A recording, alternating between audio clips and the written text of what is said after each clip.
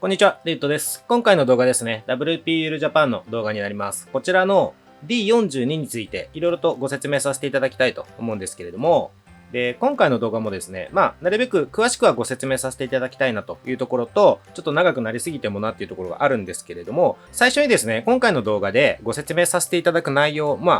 ざっくり大きく分けてこんな感じですっていうのをお伝えさせていただくと、まず、もうすぐに遊びたい人、もうこのミラーとかつけるのどうでもいいから、まず走らせたいんだという方向けに、もうサクッと最低限の説明ですね。もうとにかく走らせたいと。あとは、そこからですね、ちょっと詳しくご説明させていただくポイントとして、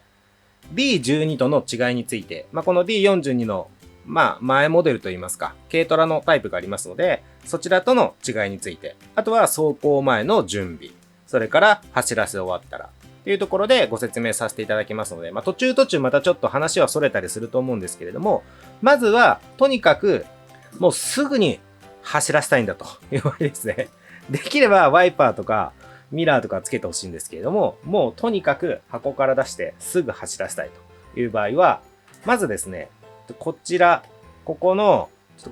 マフラーを模したようなレバーがついてるんですけれども、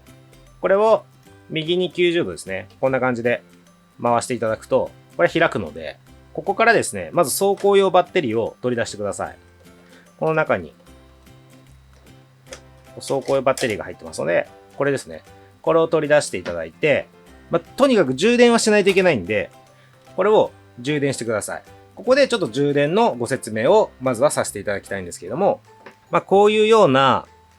USB 電源ですね。もう通常の Type A の USB の電源が取れるポートですよね。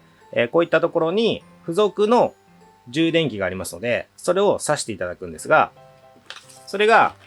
この中に入ってるんで、これですね。これを取り出します。はい、こちらですね。こちらが入ってますので、これ白いコネクタをこの充電器に挿していただきたいんですけど、この黒いコネクタの方は、車体に搭載した時に使うコネクタなんですが、ここ、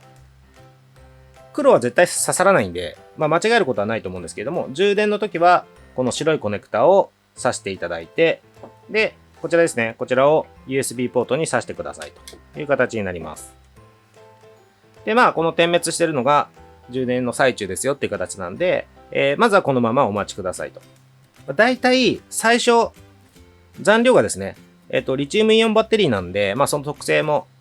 上の都合もあって、半分ぐらい電池が入ってるんで、だいたい2、30分ぐらいで満タンになりますので、それまではお待ちくださいと。はい、こんな感じで、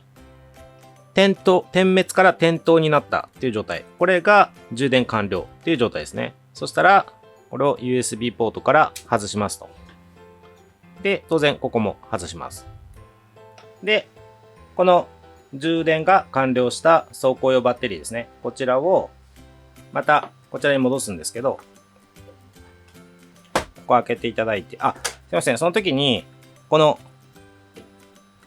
車体のスイッチですね。このスイッチがオフになっていることを確認してから、こちら開けていただいて、車体から黒いコネクタが出てきていると思うので、このコネクタに走行用バッテリーの黒いコネクタをはめてください。そしたら、これをうまい具合にこう収めていただいて、コードとか、引っかからないように気をつけながらこう収めていただいて、で、これをこう押さえながら、こんな感じですね。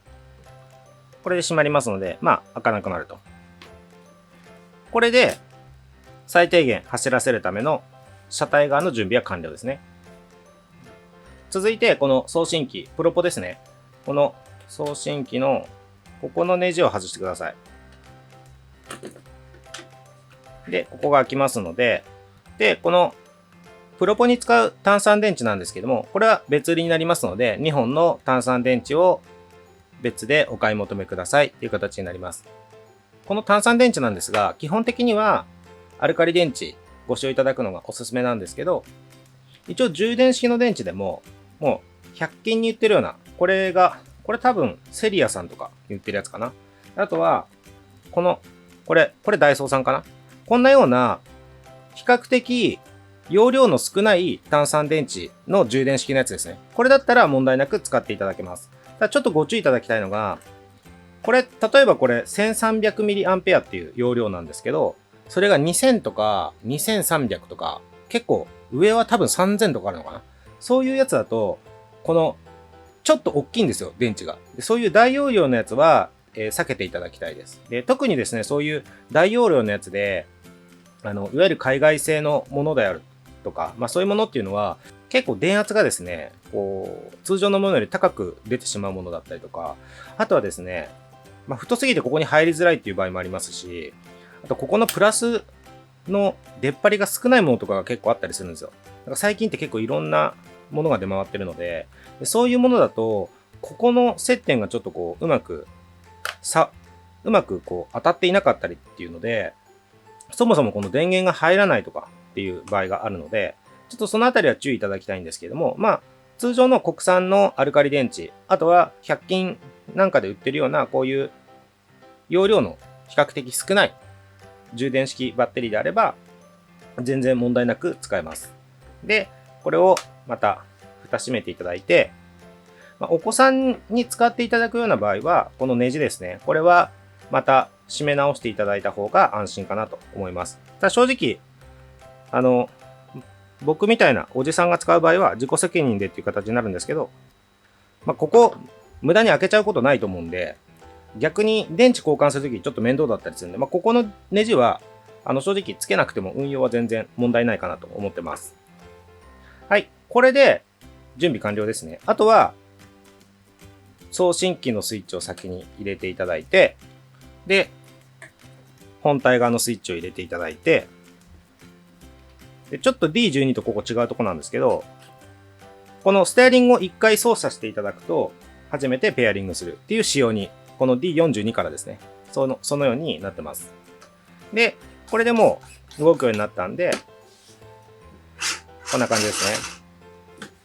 これですぐに走って遊ぶことはできますよという形になります。で、最低限ちょっと知っておいていただきたいなっていうのが、トリム調整と、このステアリングとスロットルそれぞれのエンドポイントアジャストがついてますので、それだけちょっと知っておいていただきたいなと思うんですけれども、まずトリム調整は、これはご存知の方多いと思うんですけれども、直進させるとき、ステアリングを全く操作していない、触っていない状態で、このスロットルを握って前進させたときですね。この時にまっすぐ進むように微調整するダイヤルになってます。これを右に回すと、ちょっとこれ、こんな感じで見ていただくとわかると思うんですけど、これを今から右にひねりますね。このステアリングトリムを。こう。で、今度左に回しますね。こんな感じで、これを回すと、これの中心の位置を微調整できるようになってますので、これは実際に走らせながら、ステアリング触ってないのに、あれちょっと右に曲がっちゃうなとか、左に曲がっちゃうなっていう時に、これで微調整をしてください。で、あとは、このステアリングのエンドポイントなんですけど、これは、曲がり具合ですよね。これも見ていただくのが早いと思うんですけど、こんな感じで、例えばこれを右にひねってますと。これ今いっぱいにひねった状態で、このエンドポイントアジャストを押すと、さらに切れるようになりましたね、今。でもう一回押すと、ちょっと分かりづらいかもしれないですけど、また、切れ角がちょっと下がったんですよ。これで、最大切れ角っていうのが調整できるようになってますので、ハンドリングがですね、これをステアリングを切った時に曲がりすぎるなっていう場合、あとはもうちょっと曲げたいなっていう場合、それぞれですね、ちょっとここを実際に走らせながら試していただくと効果はすぐわかると思いますので、お好みに合わせて、これ2段階ですね、切れ角が大きくなるか小さくなるか、これが切り替えられるようになってますので、それはお好みに応じて調節してください。あとは、この下の TH って書いてある方がスロットルなんですけど、このスロットルのエンドポイントですね。これは最大速度がどれぐらい出るかっていう。慣れないうちはゆっくり走らせる。最大速度が小さい状態ですね。で、走らせる。で、慣れてきたら、スピードを上げてみようかなという時には、これを押すことによってスピードが上がるという形になるので、これも押すたびに高速、低速が切り替わる仕組みになってますので、これも実際に試してみていただくとわかると思うので、ぜひ試してみてください。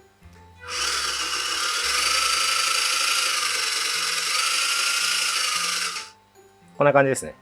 はい。まず以上がですね、もう箱から出して、もう我慢できないと。すぐ走らせたいという場合に最低限やっていただくことっていう形になります。で、ここからですね、もうちょっと詳しく、いろいろご説明させていただきたいなと思うんですけれども、あと、ごめんなさい。もう一個ちょっとご説明しておきたい部分がありました。これ詳しい方は全然ご存知だと思うんですけども、初心者の方ですね、特に初心者の方にちょっとご案内しておきたいんですけども、ブレーキの使用についてなんですが、この、今時の ESC、この、スピードコントローラーですね、の使用に準じた形にはなってるんですけども、このスロットルを握って、これ握ると前進しますよね。こんな感じで。で、前進しているときに、これを、反対側、こちらに操作したとき、これを操作したときのお話なんですけども、前進中にバックに入れたときは、まずブレーキになります。ちょっとやってみますね。こんな感じで。つまり、前進している最中に、急にバックに入れたときに、急にこのタイヤがですね、逆回転するわけではないと。一度、ブレーキっていう動作を行います。なので、前進してます。で、何か障害物とか避けたいものがあったりとか、止まらなきゃいけないっていう時に、バックに入れた時には、ブレーキになります。なので、バックしないなと思わずに、前進中にバックに入れた場合は、ブレーキですと。そこだけ、知っておいていただきたいなと。で、車が完全に停車してる状態ですね。ここからスロットルを逆に入れた時は、バックになるという仕様になっていますので、ちょっとそこだけ、知っておいてくださいという点になります。では続いてですね、ちょっと気になってる方多いんじゃないかなっていうところで、D12 との違いについてなんですけれども、軽トラですね。軽トラの方との違いについてなんですけれども、もちろん、ボディは違いますよね。ボディの形状の違いっていうのはあるんですけれども、意外なところとして、このシャーシがですね、すごく似てるんですけれども、実はシャーシの形状が違うので、互換性がないです。メインシャーシだけですよ。で、それ以外のこの足回りだったりとか、そういった付属するパーツといいますか、このメインのフレームですね。このメインのフレーム以外のパーツっていうのは基本的に全て共通なんですけれども、このメインシャーシ、これだけは違います。実際にですね、ホイールベースも違うんですよ。この前輪の車軸から後輪の車軸までのこの距離ですね。これが D12 は 190mm。軽トラの方ですね。軽トラの方 D12 は 190mm。で、この D42、こちらはですね、178mm になりますので、12mm かな。12mm 違うと。1センチぐらい違うっていうのがありまして、こっちの方がホイールベースが短いので、じゃあ走りへの影響はっていうところで言うと、理論上はホイールベースが短い分、こちらの方がどちらかというとクイックになるでしょうと。で、D12、軽トラの方が直進の安定性が高いでしょうというふうにはなるんですけれども、ボディの形状も違うっていうので、ちょっと重量バランスだったりとか、そもそも重量も違うっていうところがあるので、一概には言えないと思うんですけれども、ちょっと、そこまで、ちょっと、一応ですね、そのホイールベースの違いというところで、走りの特性もちょっと違う形に、なりますよねっていうところはありますというのが違いになります。その他の主な仕様は全て一緒です。どちらも10分の1スケールですし、モーターサイズも一緒ですし、例えばこのタイヤとか、このあたりも、同じものになっています。とこれもちょっと今更かもしれないんですけど、一応 D12 との違いとはまた別で C シリーズとの違いですね。四輪駆動の方との違いなんですけれども、まず四輪駆動 C1424 とか、あのあたりっていうのは16分の1スケールっていうので、スケールはちょっと小さいサイズ。で、C34 っていうのがあると思うんですけども、あれは12分の1なんで、これもスケールに関しては違うと。で、一番大きな違いっていうのが、駆動系ですよね。この D42 だったり、D12 の軽トラっていうのは、基本この形になっていて、後輪駆動。後輪のみが駆動する。で前輪はフリー。こんな感じになってます。後輪駆動ですね。なので、オフロードっていうようなところは向いてないですね。なので、これを遊ぶ際には、基本的にはアスファルトだったり、平らな土の上っていうのが前提になるかなと。ただ、スピードは結構出るので、例えば友達同士で競争して遊びますみたいな時には、これは結構楽しめるかなと。対して C シリーズ、C14、C24、C34、あのあたりっていうのは、スピードはあんまり出ないです。その代わり、オフロードですね。ちょっとデコボコした道だったり、上り坂だったり、そういうようなところは、もりもり進むみたいな、遊び方ができますので、ロッククローリングみたいな、そういったような遊びにも向いてるっていうのが C シリーズです。では続いてですね、ちゃんと準備するバージョンっていうか、普通はこのようにしていただきたいんですけども、一番最初にちょっとやったのは、もうすぐに走らせる場合、もう充電して、電池入れて走らせるっていう場合なんですけども、ここからは、ゆっくりと、この外装パーツを取り付けたりとか、シールを貼ったりとかっていうところのご説明をさせていただきたいと思います。で、まず、最低限ちょっとご用意いただきたいなっていう工具ですね。工具についてなんですけど、まずカッター。普通のカッターですね。カッターとニッパー。あとは、プラスドライバー。一応付属してるんですけど、見ればわかると思うんですけども、おまけみたいなやつなんで、この、おなじみの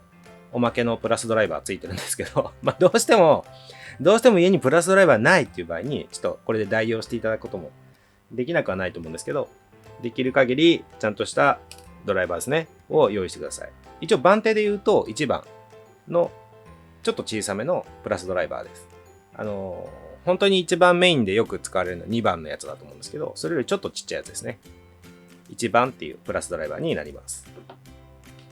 あとは、ハサミですね。これはシール貼るときに、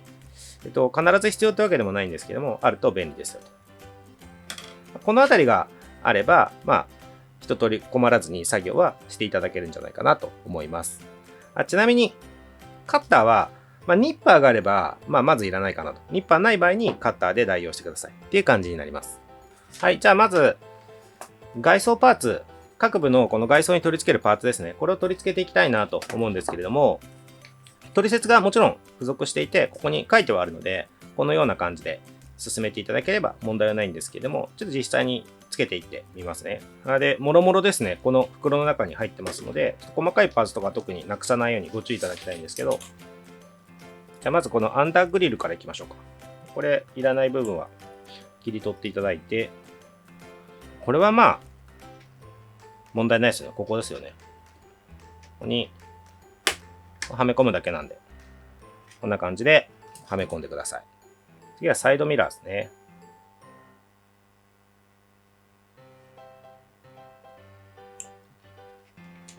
こんな感じでミラーを表現した金属パーツが入ってますので、これを先にこのミラーに取り付けて、で、それからこのミラーを本体に取り付けるっていうのがやりやすいんじゃないかなと思います。で、これ左右の決まりは特にないので、この白い保護フィルムが貼ってあるので、これをですね、こう剥がしていただいて、そうするとピカピカの面が出てきますので、これが表面ですね。これをここにですね、圧入していただくような形なんで、ちょっとグッと、ちょっと結構力いるんですけど、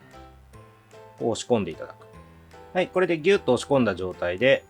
外れないかなっていうのはちょっと確かめていただきつつ、問題なさそうだったら、これを本体に、こんな感じですね。で、反対側も同じですね。この保護フィルムを剥がしていただいて、ピカピカの面を表にすると。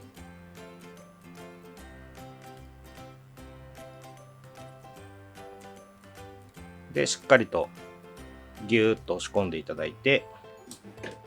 で、ここに取り付けると。ミラーはこれだけですね。では続いてワイパーを取り付けます。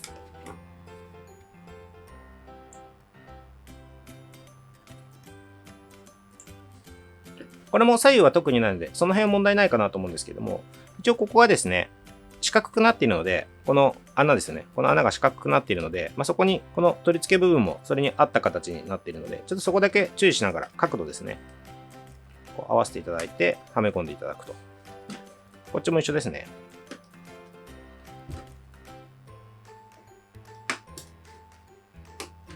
はい、これでワイパー OK ですね。で続いて、ドアノブ。ドアノブは、まず、この何も溝が掘ってないやつが、この普通のドア、サイドのドアですね。で、ちょっと似てるんですけど、このちょっと溝が掘ってあるようなやつが、このスライドドアの方ですね。裏側見ていただくと、この取り付けのポッチが2つついてるのと1つしかないのがあるので、それでわかるかなと思うんですけど、これを取り付けます。これ一応左右はないんですけど、上下はあるんで、多分問題ないかなと思うんですけど、こうよく見ていただいて、こう本当の車で言うと、こう手を入れられそうな形になってる方、ちょっと溝になってる方が下ですね。ここもぐっと押し込んでいただくだけですね。続いてスライドドアのノブをつけましょう。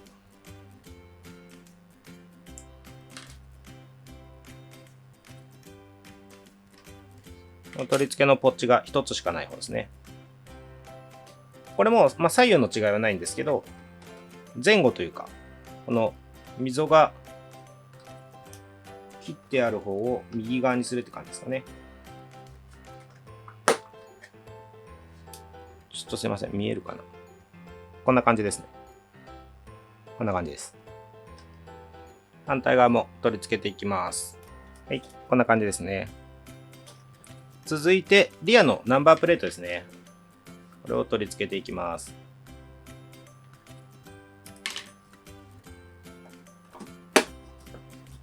はい、こんな感じですね。で、最後に、このリアゲートパーツ。これを取り付けます。これは開いてる方が下ですね。こんな感じで、下にこう開いてる方が来るっていう感じになります。はい、以上でまずは外装パーツの取り付けが完了という感じになります。はい、では続いてですね、このシール、付属のシールを貼っていきたいと思うんですけれども、今回この D42 の、WPL ジャパン仕様のものに関して、この付属のシールがですね、結構頑張ったんですけど、こう、日本の古い車の車検に関するシールですね、特に。このあたりを表現したシール。これがついてくるっていうのと、あとは軽貨物だったり、自家用っていう、このなんか昔の車によく貼ってありましたよね。こんなようなものが付属してる。あとはこの最大積載量の表記だったり、あと半分ギャグみたいな感じなんですけど、この交通安全とかゆっくり走ろうみたいな。この昔よくあったよねっていうようなシール。これを模したものですね。これが付属してますので、この辺も良ければですね、もちろん使う、使わないは自由なんですけども、良ければ貼り付けて楽しんでいただけるといいんじゃないかなと思います。で、もちろんこの辺の WPL ジャパンというロゴ、一通りついてますけれども、貼り付けるか貼り付けないか、あとは貼り付ける場所っていうのももちろん基本的に、全部ですけどね、良ければいろいろ、お好きなところにですね、貼って楽しんでいただければと思います。では今回ですね、基本的なものだけちょっと貼り付け例っていう感じでやってみたいなと思います。で、この WPL のシールなんですけど、ちょっと初めての方にとっては、慣れないと難しい部分があるんで、ちょっとそれに関しては別の動画で詳しくご案内させていただいてますので、概要欄にですね、ちょっとリンク貼っておきますので、そちらからよければ見てみてください。3層構造になっているんで、台紙、シール本体で、その上に透明なフィルムっていう3層構造になっているんで、ちょっとそこを知っていないと、いきなり貼り付けようとした時にですね、あれなんじゃこりゃっていう場合があるので、ちょっとその点はご注意ください。じゃまず、どうしようかな。ちょっとわかりやすいところでこれを貼っていきますね。で、これ似たやつが 2種類あるんですけど、高さが低くて横が長いやつが前です。で、こっちが後ろ。ここですね。になります。ちょっと前から貼っていってみますね。で、この辺の形状のシールは、できればですね、ハサミでこう先に切っちゃう。本当にぴったりサイズか、1ミリとか 0.5 ミリ、本当にわずかに外側を切っていただくイメージが一番うまくいきやすいかなと思います。こんな感じで、ギリギリのところですね。なるべくギリギリのところで切って、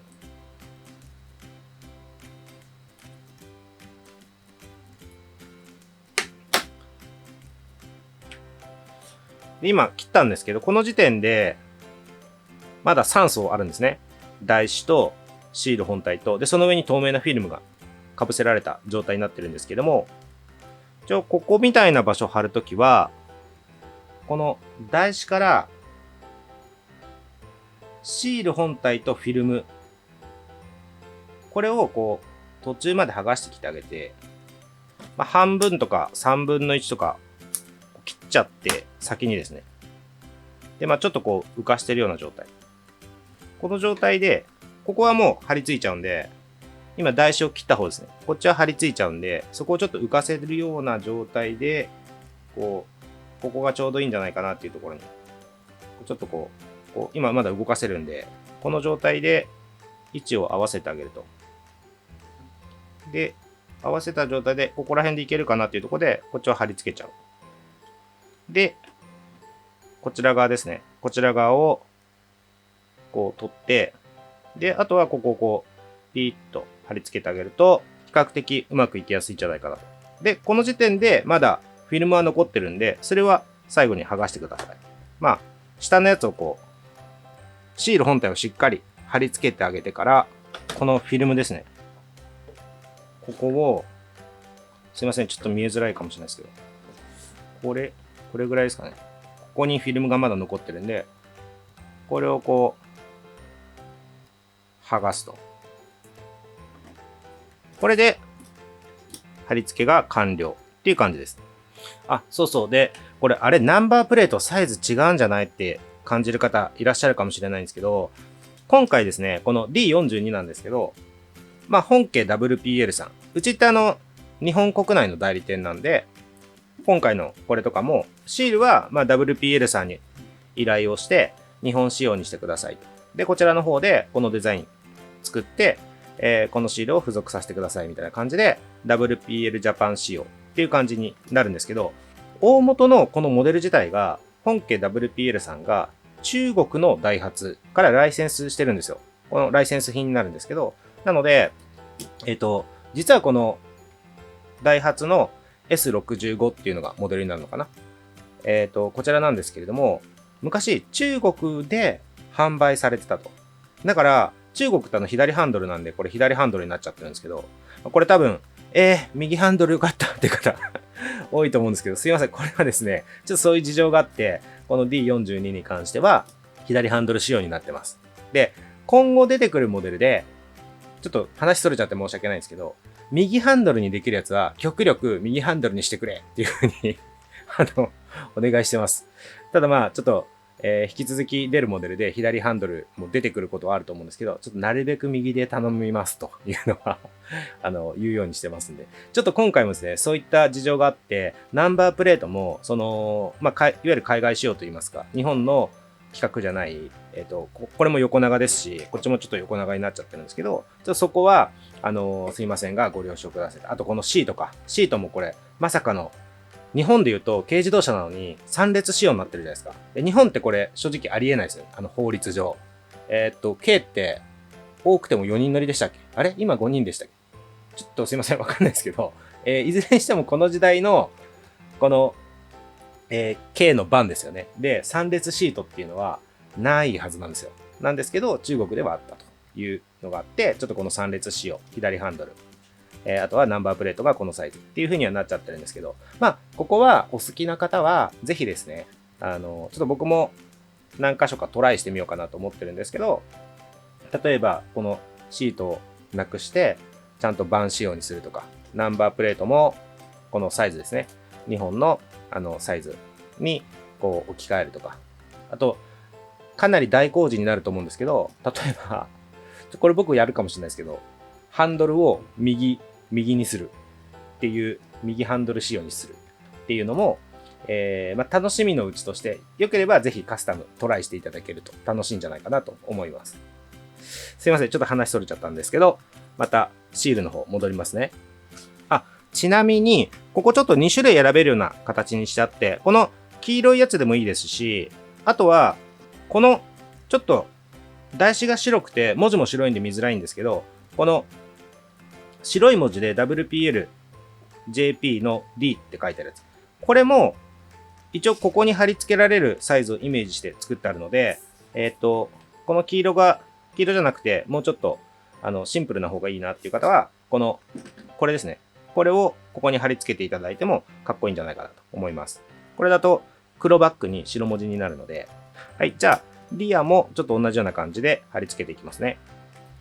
ちなみにすごい器用な方は、もうここ、台紙からわざわざ切らなくても、ここからこれ剥がしちゃって、これを直接ここにペタッと貼って、で、上のフィルムを剥がすってやり方でも全然大丈夫です。ちょっと僕、ずれちゃうのが怖いんで、こう台紙ごと切ってから、こう、はめ込んで、こう、さっきのようなやり方でやってるんですけど、全然そのままいけちゃうよっていう人は、そのまま貼っていただいても大丈夫です。ただこの WPL のシールって、一度貼ったらもう二度と剥がせないっていうぐらい強力なんで、ちょっと、いいか悪いかは、あれなんですけど、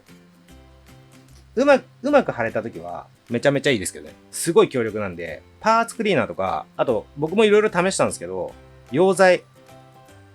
溶剤の中でもかなり強めの、エアブラシとかをクリーニングする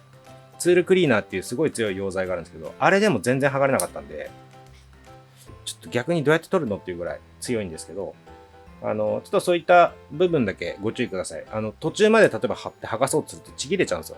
でそこはご注意ください。なので、ちょっと本当にシールがすごく強いっていうメリットはあるんですけど、貼るときだけはちょっと注意しないと、まあミスったら終わりぐらいの感じで、ちょっとご注意しながら貼り付けてください。ここもさっきと同じようなやり方ですね。こんな感じで、ちょっと位置を合わせて、この辺かなっていうところでこう貼り付けて、反対側を外して貼り付けると。ちょっとフィルム剥がしづらい場合は、カッターとか、ちょっと先の尖ったもので端っこですね、こうめくってあげると、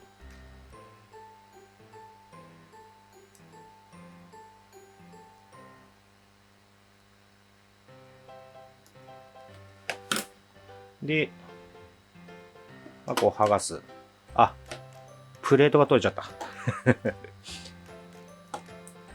で、こうめくってあげると。こんな感じで、なんとかちょっと頑張って貼っていただければなと思います。あとは、このテールランプいきますか。このテールランプは、これどうしましょうね。これちょっと、まず、このもういきなり貼ってみましょうか。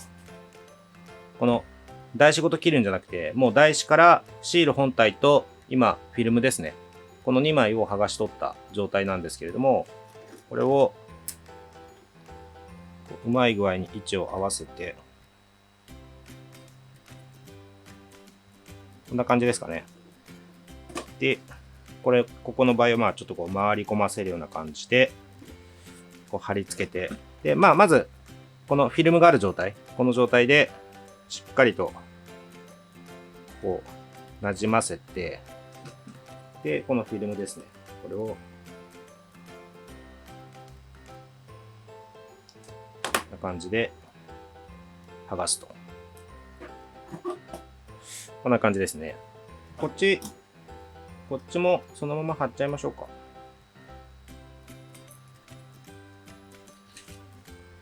台紙から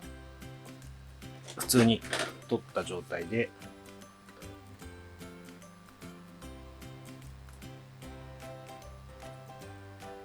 こんな感じですかね。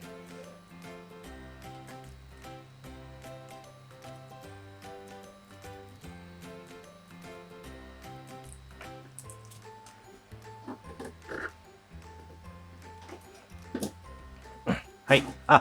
で、もちろん、今ここ貼っちゃいましたけど、せっかくクリアパーツなんで、こう塗装する、知識、技術ある方は、もちろん塗装していただいても面白いんじゃないかなと思います。クリアレッドとかクリアオレンジで、そうするとよりリアルに仕上がるんじゃないかなと思います。それはいずれちょっとまた近々ですね、この D42 を塗装してみましたみたいな動画上がると思うので、その時にですね、詳しくご紹介させていただければと思います。あと基本的な部分としては、これか、このちっちゃい横のこのウインカーですね。これもまあ、ダイレクトに貼り付けるのが無難かなと思うんですけど、ここはピンセットとか使うのがいいと思います。こんな感じで、こんな感じですかね。こ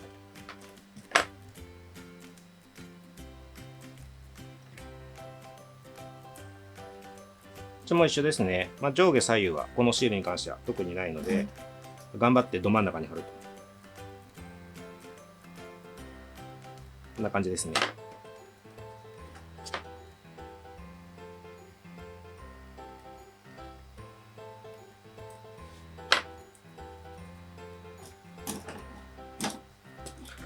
あと、ここか。フロントグリルのシールですか。ここですね。ここですね。ここも、上のフィルムかなり例えばここの部分って、上のフィルムかなり大きいんですけど、これ、実際シール本体は、この印刷されてる色がついてる部分だけなんで、この上のフィルム大きい状態でもあまり気にせずに、こう合わせて、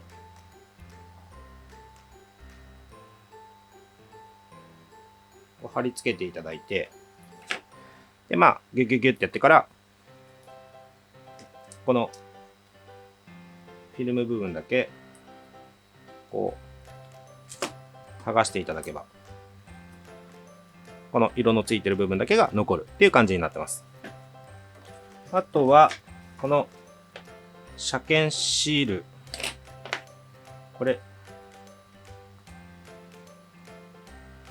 これもそのままいっちゃいましょうか。これまあど真ん中に貼るしかないんで、この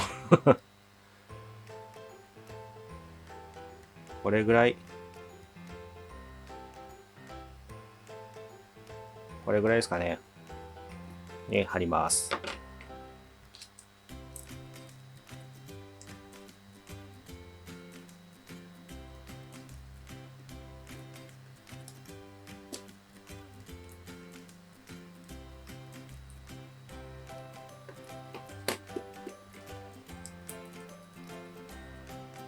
あとは、これも貼りましょうか。これなんか、いろいろ調べて作ったんですけど、細かいところまですいません。よくわからなかったんですけど、これちょっと、これですね。これも、なんか昔の定期点検なんとかみたいなやつなんですけど、これ色によって実は意味あるみたいなんですけど、まあそんなに深く考えなくていいと思います。お好みの色で3色ついてますけど、これ何年目みたいなのちょっといろいろあったみたいなんですけど、僕はちょっと緑が渋いんじゃないかなと思って、ちょっと緑をつけようかな。まあこれはこの辺ですよね。この辺に、こんな感じで。昔っぽいですね。はい、こんな感じですね。あと、これもつけときましょうか。この、OK マーク。これもなんか、昔の車の、なんていうんですかね。内装とか確認して、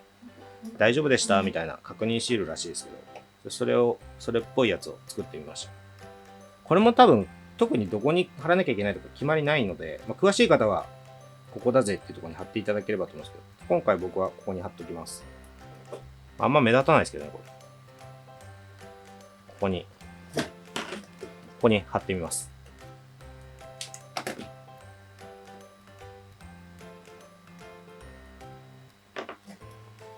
こんなめっちゃちっちゃいですけど、こんな感じですね。じゃあ、反対側も同じような場所に貼ってみます。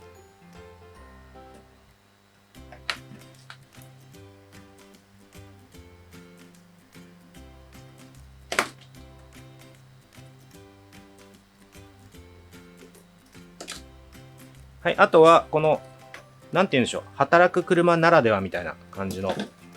このシールも貼ってみましょうか。今回は、自家用にしてみようかな。で、これ、一応左右があるので、こう、走る方向に対して、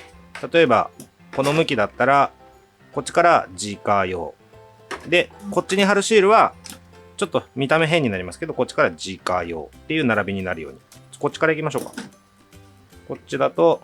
これですよね。で、貼る場所なんですけど、これも別に決まりないと思うので、僕の場合ちょっとここに貼ってみますけど、だいたいここか、ここですよね。なんか昔のこのマーク。今回ここに貼ってみます。これで、進行方向から自家用ってなってるっていう状態ですね。で、もう反対側一緒ですよね。ここに、この辺りですかね。に、貼って、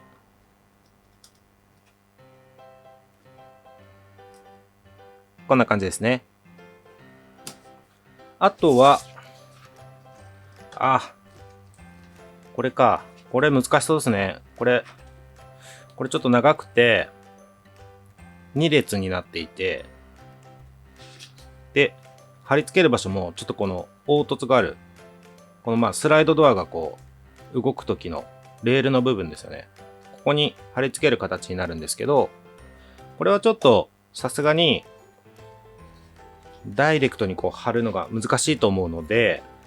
ちょっと僕の場合は、こう切っていくパターンでいこうと思います。このギリギリのところで切ってあげて、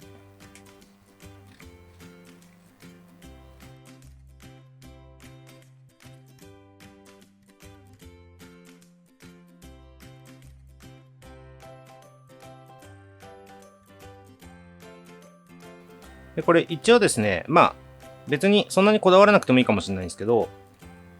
一応左右あって、この影がちょっと濃くなってる方、これを下にする感じがいいんじゃないかなと。ちょっと見えづらいですかね。ここに影がこうあると思うんで、この影の線が入ってる方を、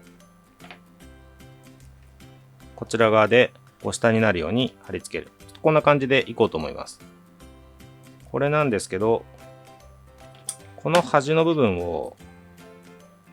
これぐらい切ってみましょうか。今、こんな感じですね。ここの部分だけ、台紙だけですね。今切りました。で、これを、この端の部分ですよね。ここに、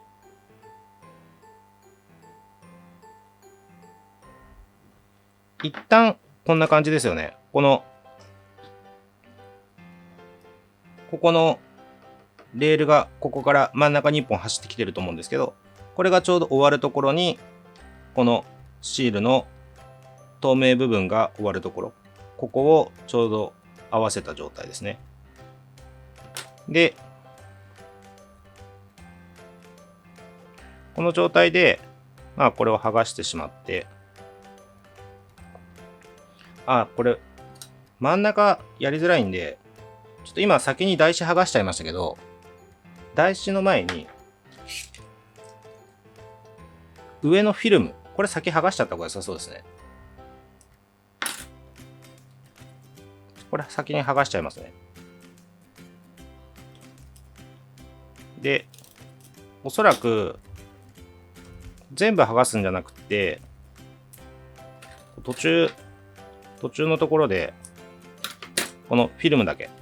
剥がして、そうすると、これがピーンと貼ってあげたときに、台紙がないから、それぞれこう貼り付けていける状態にはなってると思うんで、これで、こう、うまい具合に、ちょっとこれ切らないようにだけ気をつけた方がいいと思うんですけど、すいません、ちょっと今、斜めに固定しながら取れないんで、ちょっとアングル変えますね。ちょっと今アングル変えたんですけど、この状態で、1本ずつ、なるべくまっすぐになるように、ちょっと貼りづらくなっちゃった。切れちゃった。切れちゃう。切れちゃいましたね。これもう、こっち後から貼ります。別で。これ剥がしますね。今ちょっとここ切れちゃったんで、こっちだけ先貼っちゃいますね。そうなると、このフィルムいらないと思うんで、これは剥がしちゃいます。で、こんな感じですね。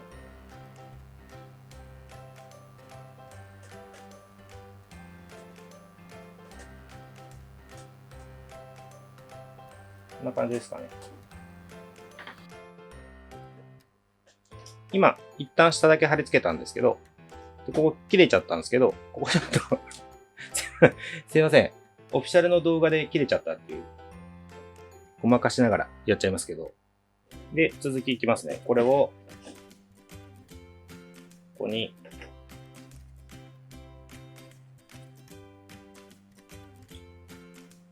こっち今続きをこういくんですけど、一回貼り付けて、端っこをまあぴったり合わせた状態で、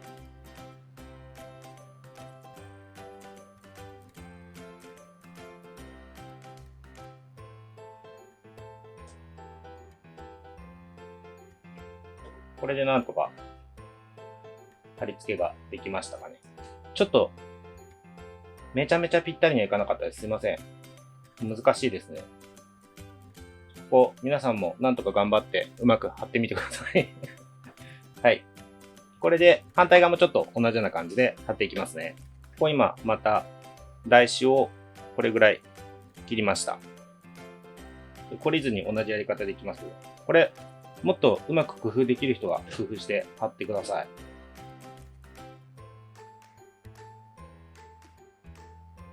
はい。端っこつけました。で、この状態で、さっきちょっと順番前後しちゃったんですけど、この時点で、このフィルムですね。これを剥がしちゃいます。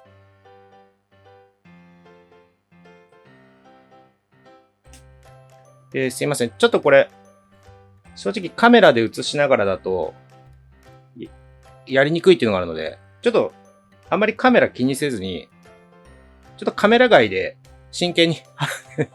カメラ外で真剣に貼ってみますね。今これ、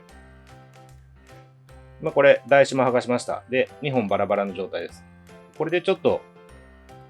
カメラに映せないんですけど、しっかり貼ってみます。してるか。ちょっと映ってなかったらごめんなさい。1本避けときましょうか。1回。今1本こう避けときました。ちょっと1本ずついきますね。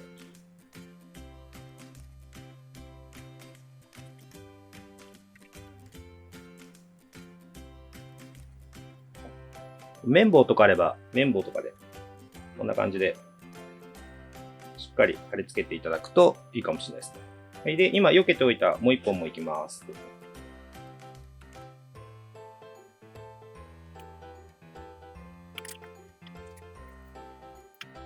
はい。なんとか、まあ、ぼちぼち、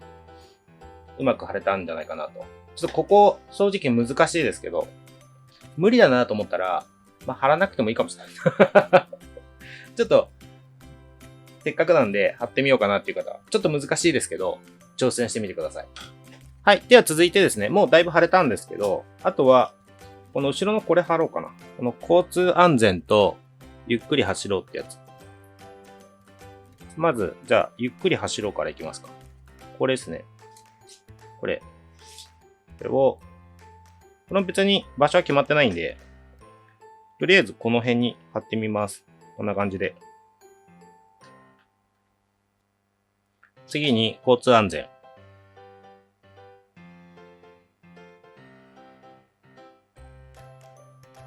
こんな感じかな。で、忘れずにフィルムを剥がすと。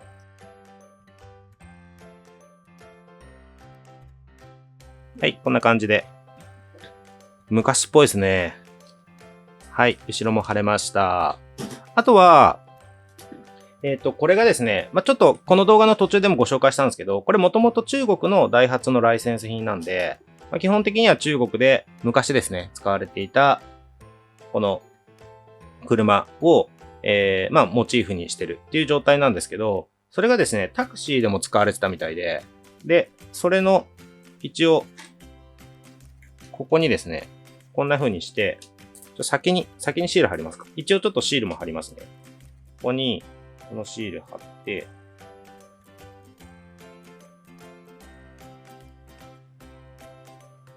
この状態ですね。ちょっと省いちゃいますけど、これもう一枚あるんで、この反対側もですね、貼ってあげて、あとは、この両面テープが付属してますので、これですね。これをここにペタッと貼って、今回やらないですけど、ここにこれを貼って、で、両面テープなんで当然両側剥がして、ここですね。ここにペタッとこう貼り付ける。そんなこともできるんで、まあ良ければですね、そういうアレンジもできますよっていうご参考までに。はい。で、あとは、ここからですね、ちょっとさらにこだわって、内装のこのメーターですね。これも貼りたいなと。これですよね。これとこれ。これを貼りたいなという場合には、ちょっとこの横から貼り付けるのはかなり無理があるので、ボディを外していただく必要があるかなと思いますので、ちょっとボディの外し方についてもご紹介させていただきますね。ボディの外し方なんですけど、まず、ここの4本外してください。ここ、ここ、あとはこことここ。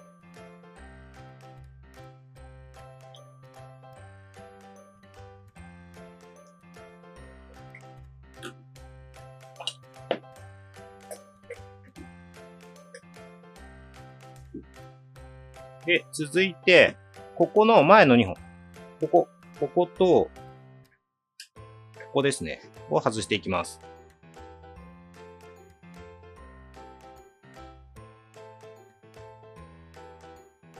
これで今、合計6本外した状態なんですけど、この状態になるともう、ここが、こう、カパカパカパっていう状態になってるはずなんで、これで、ここですね。ここ外してあげます。この爪になってるんで、この爪を外す。この時注意していただきたいのが、ライトの配線ですね。このヘッドライトの配線が来てるはずなんで、ここをちょっと注意しながら外してあげます。これ外すときは、コードを引っ張ると、コネクタが壊れてしまう可能性があるので、この必ずコネクタを持って外すと。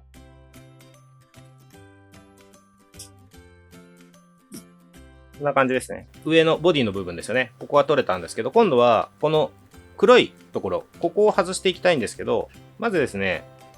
まあネジ、ちょっとここ4つあるんで、ここ全部取っちゃいます。ここ1、1、2、3、4。ここまず外しちゃいますね。で、このあたりはネジ全部共通なんで、まあ、その辺は問題ない、戻すときですよね。戻すとき、その辺は問題ないかなと思うんですけど、今のところ外しているネジのサイズは全部一緒ですね。で、ここまで来ると、ここがですね、こう、もう浮くと思うんで、このままこう外しちゃってください。で、後ろ側は今、ここは爪が引っかかってました。ここをこう外しちゃって、で、今度はここの部分ですね。ここが外れると思うので、ちょっとこう爪がですね、ここ入ってるんですけど、ちょっとその辺外してあげながら、こんな感じで、この部分が、この部分ですね。これが外れました。はい。で、今度はですね、これですね。これを外すんですけど、これはもう爪で引っかかっているだけなので、一応まず爪の位置なんですけど、ここと、ここ、あとは、ちょっとこれ分かりづらいかもしれないですが、この辺りに爪があるんですよ。ちょっと裏から見た方が分かりやすいかな。ここですね。この黒いやつ。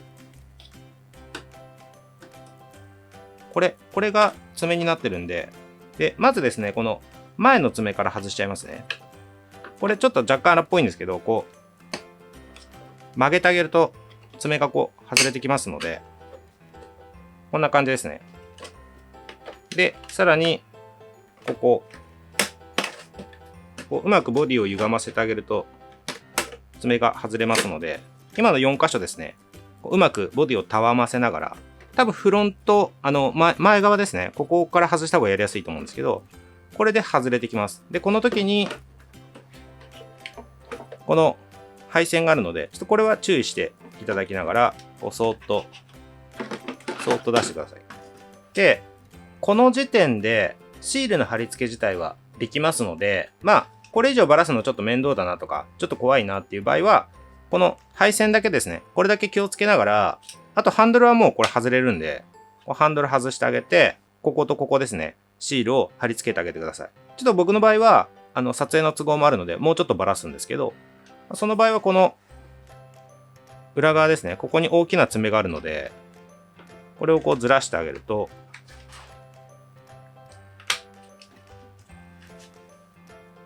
こんな感じで、ここは外れるんですね。で、これ後で戻すときにちょっとこの配線の関係とかがあるので、この辺怖いなっていう方は、つけたままシールを貼っていただくっていう形でもいいかなと思います。ちょっとこれ一回置いときますね。はい。ではここ貼っていきます。ここはやっぱり、ギリギリで切って、こう、ダイレクトに貼るパターンじゃなくて、こう切ってから、台紙を少し切ってっていうやり方の方がやりやすいかなと思います。ここちょっと強気で、ギリギリで切るよりは、少し、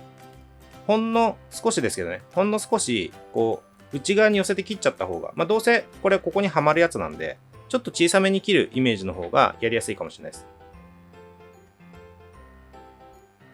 はい、これ今、台紙だけ半分ぐらい切りますね。で、ここ向きとしては、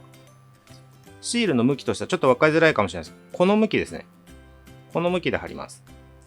で、今、台紙を切ってない方から合わせるんですけど、こんな感じですね。こんな感じで、台紙を切ってない方から合わせてあげて、で、この辺で大丈夫かなっていうところで、台紙を切った方を、今、画面の右側ですね。こちらを、ちょっと綿棒を使っちゃいますけど、しっかり貼り付けてあげて、で、残った方ですね。残った方を、この台紙を剥がします。で、あとは、位置は決まってるので、こうピッと貼り付けるだけと。こんな感じですね。こっちも同じような感じで貼り付けていきます。これも本当にちょっとだけ内側切っちゃいますね。ちょっと内側か、本当に縁取りの線の上を切るって感じ。はい、ほぼぴったりっていう感じで切りました。全然余白なしで切ってます。で、あとはさっきと同じ感じですね。台紙の部分を半分ぐらい切って、これは向きはさっきよりは分かりやすいと思うんですけど、この向きですね。この向きで、ここに貼り付けます。この台紙の方で位置を合わせて貼り付けると。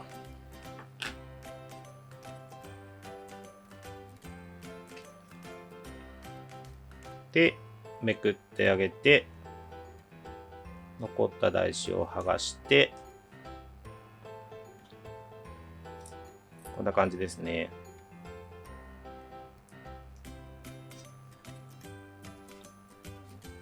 ちょっと気泡が入っちゃいました。気泡入っちゃった場合は、カッターでちょんとやって押さえると消えるんで。はい。こんな感じで貼り付けることができました。あとはハンドルは戻してあげて、こんな感じですね。はい。では、ここからですね、また戻していくんですけれども、ちょっと分かりづらいかもしれないです。ここの爪と、ここの爪。これをですね、ここと、ここに、爪を引っ掛けるように入れて、で、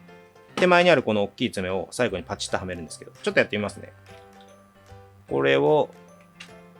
今説明した溝に、入れますと。この手前の爪を入れる。ちょっとすいません。どうしても映しづらいんで、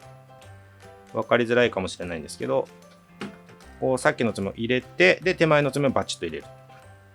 こんな感じですね。で、ここに隙間があるんで、ここですね。ここに、このヘッドライトの配線、これを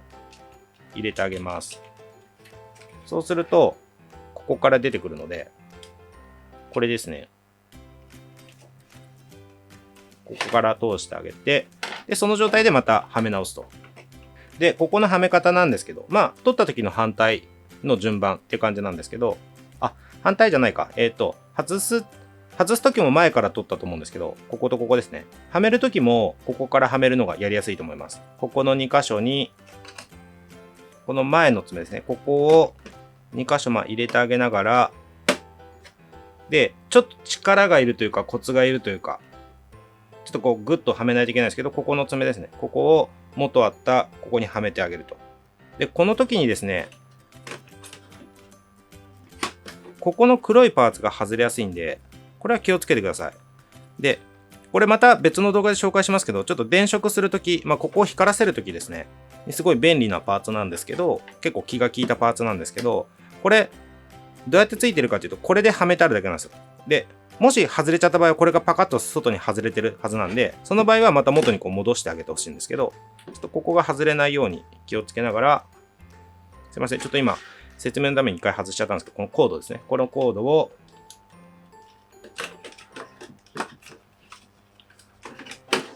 このコードをここ通してあげた状態ですね。ここ通してあげた状態で、爪をはめて、で、後ろ側、ここもこんな感じで、ちょっと若干無理やり感はあるんですけど、この爪をこんな感じで、とにかく4箇所ですね。頑張って、ちょっと知恵の輪みたいな感じですけど、これはめてあげてください。で、コードがちゃんと出てるよっていう状態ですね。で、続いてこれですね。これを戻していくんですけど、これはもう、今のところに比べたら全然簡単で、ここに2本出てきてると思うんで、この2本出てきてるのを、ここの溝ですね。ここに合わせるイメージでこ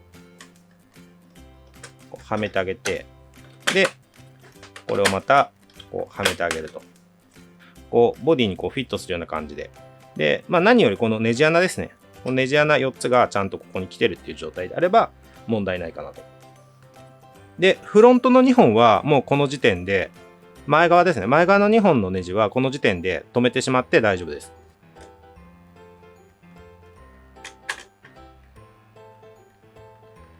はい、あとはこれですね。これを、この後ろ側のこことここの爪をボディにはめ込んであげる感じですね。ここですね。ここはめてあげて、あとはここにこれが収まるような感じになるんで、これでここの2本止めてあげれば大丈夫です。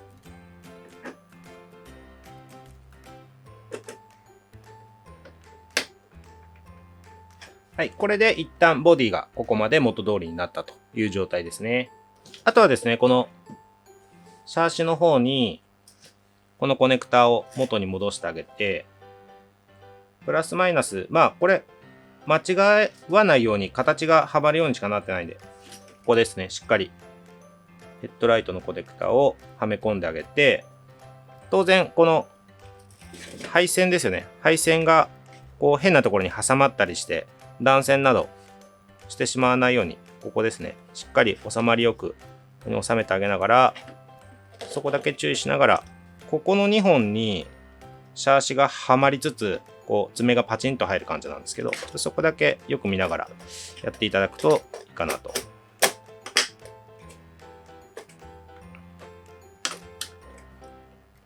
こんな感じですね。で、あとは全部ネジ止めなんで、元通りにここからしていくだけって感じですね。この時点でちょっとこことか、ここから見ていただいて、さっきの配線ですね。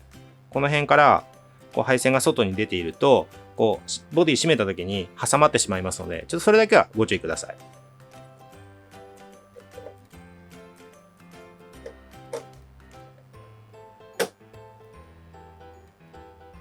はい、これで、すいません。危ない危ない。ここ忘れてましたね。ここも締めます。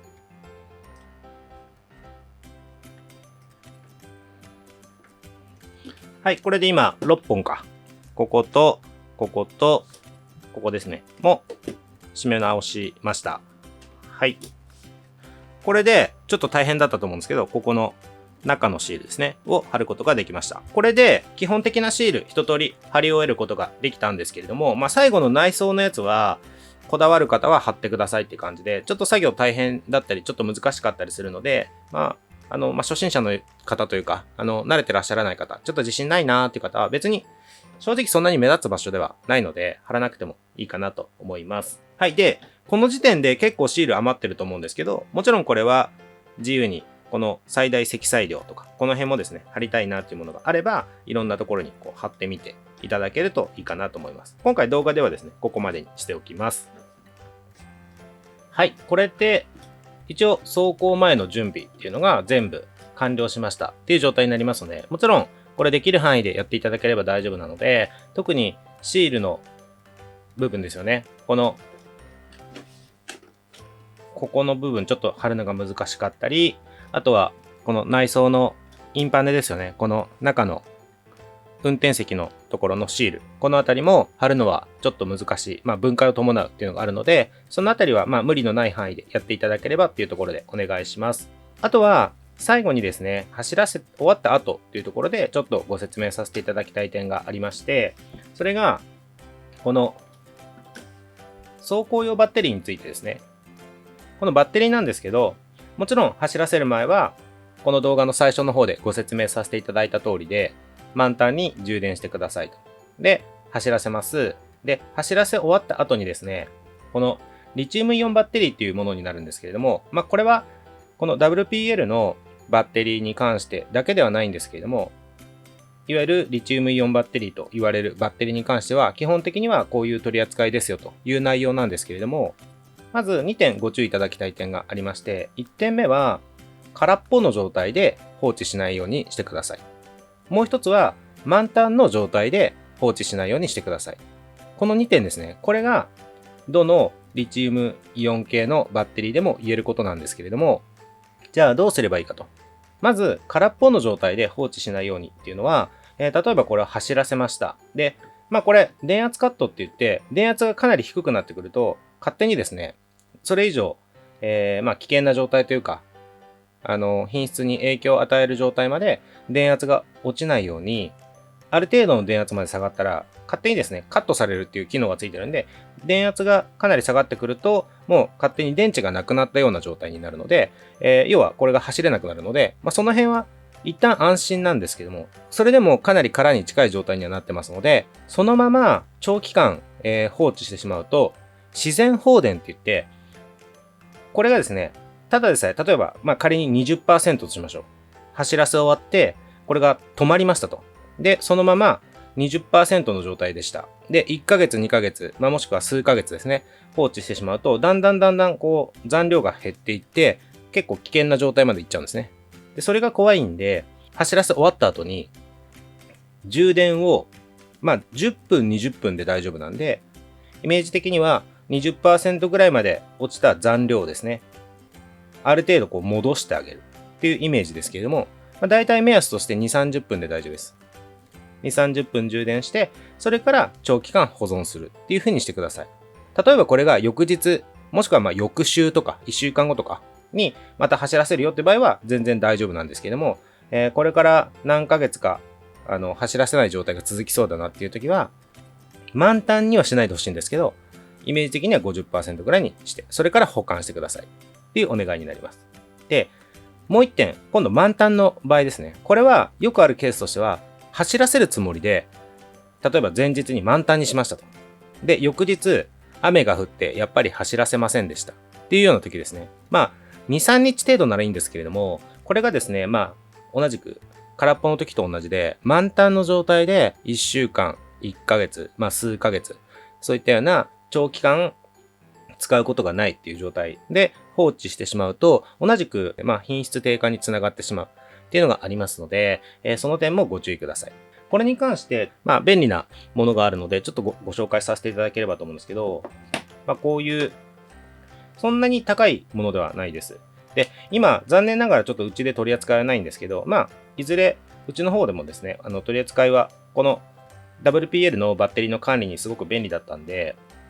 いずれ取り扱いをしようかなと思うんですけれども、今この動画が上がってる現時点ではちょっと取り扱いはないんですけども、これどうやって使うかっていうと、この白いコネクタを、この一番右ですね、このピンの数が同じところがあるんですけど、ここに挿していただくと、こんな感じで電池のいろんな情報が表示されるんですけども、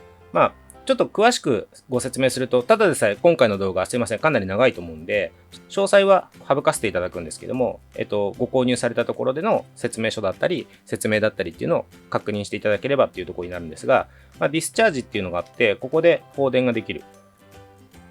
で、バランスっていうので、これ2セルって言って、電池が2本あるみたいなイメージですよね。1